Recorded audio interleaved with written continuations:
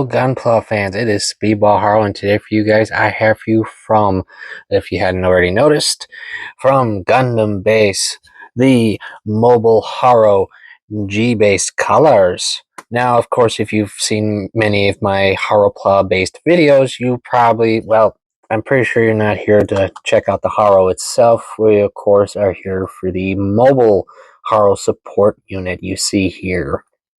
But while we're here and talking about the Haropla anyway, let's take a quick look. And as you can see, really easy to take out, but fun as always. And of course, specifically, the Mobile Haro comes with the 2.0 Haropla, aka the Computer Haropla, which I have reviewed before. As you can see, a very fun little version of the Haropla with the anime classic features. And just like any normal Haropla, of course, you can open up the flaps. You take these off for the feet, attach the arms, which are of course all in the puzzle piece stand that they all come with. So yeah, it's all the same, guys. Nothing major different. In fact, it's pretty much identical to the Gundam Factory Haropla. The exception, of course, is the inner frame coloring of the red and, as you can see, black. So yeah, there's that. But for right now, let's take a quick look, of course, at the actual part you all want to look at, probably, the Mobile Haro frame. Now, this is a very fun little gimmick slash feature design that they came up with. And this, of course, if you didn't know, came out around the time of Gundam Build Divers. We even got to see this actually in action in the anime, but more or less just as a main, like a guest character kind of deal, not as an actual opponent against another Gunpla. Now, of course, this is an interesting little gimmick feature they designed because for those who know your Haros pretty well, you might know, especially if you've seen shows like Double O and so forth, will know that the Haros played a much bigger role in those animes as more than just a little mascot. They played the role of repairmen and other such support team in this series. And that's one of the fun gimmicks that Haros have because a lot of them, especially as of like later animes, tend to have a little support type frame or unit that allows the Haro itself to pilot and to utilize whatever the task may be. Like the carols in Double O, like I was mentioning. So yeah, that's pretty much what we're looking at here. The only difference being is that this was designed with a more humanoid based feature, as you've seen me show off the articulation. Oop. Really, they can go up really high with these limbs. And full 360 there. Good bend there. And ball jointed hands. So yes, you probably can, of course, use standard high grade hands to swap around with because you only get one type of hand with this kit, guys. And as you can already see, it's just a standard close fist. Now, oddly enough, you do get two sets of them, but that's only because they reuse a certain runner to, well, to complete the build. But that also means you get extra parts, and but oddly enough, you don't get enough hand covers for those extra hands, sadly, guys. But not a big deal.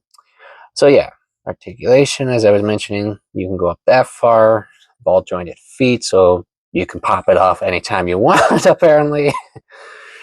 But yeah, you can, of course, normally turn it all the way around. No biggie. Waist, no big. It can go all the way around. And if you were wondering, it doesn't have any app crunches or anything like that, guys. If you were hoping for that, sorry. But it does have this really cool vernier in the back here, which can go all the way around as much as you want. And because of the extra parts, as I was mentioning, you do get a complete extra vernier with ball joint connection. That's pretty cool. And other than that, this part goes up and down. That's just, of course, to hold the Haro in. And it has a peg set up on the bottom here, so of course you can attach this into the stand it comes with or any other normal stand. What else? You do get these extra ports here, and if you remove, if I get this off, of course you don't want to come off now. There we go. If you remove these extra ports, You can see here you have extra accessory ports that you can attach other items to, or weapons, or whatever you want, guys. Unfortunately, I don't have any examples I could give you because the kit doesn't come with anything or mention anything about what you can or what you would recommend to put in. So I can't tell you. Sorry, guys. Me, it'd probably be like armor or just like weapon attachments or hosing attachments for like big mega cannons or something if you wanted to customize, which I am not going to lie to you guys. I do have a couple customized ideas I want to try with this. I do want to try. And of course, as you see, extra ports here for standard backpack attachments, if you were wondering there. And yeah, oh, and of course the peg assessment here that of course will attach to any Haropla. Of course, you don't want to come off. That you can attach here to the standard peg hole in all Haroplas, like such. But of course, that does mean if you don't want to use the Haro that comes with, you can of course swap it around with, like, for say another gbase Haro just by chance, and make it an all blue unit, right? That's pretty cool. And of course, any other Haropla as well. So you're not just stuck with whatever the whatever you get with the unit itself.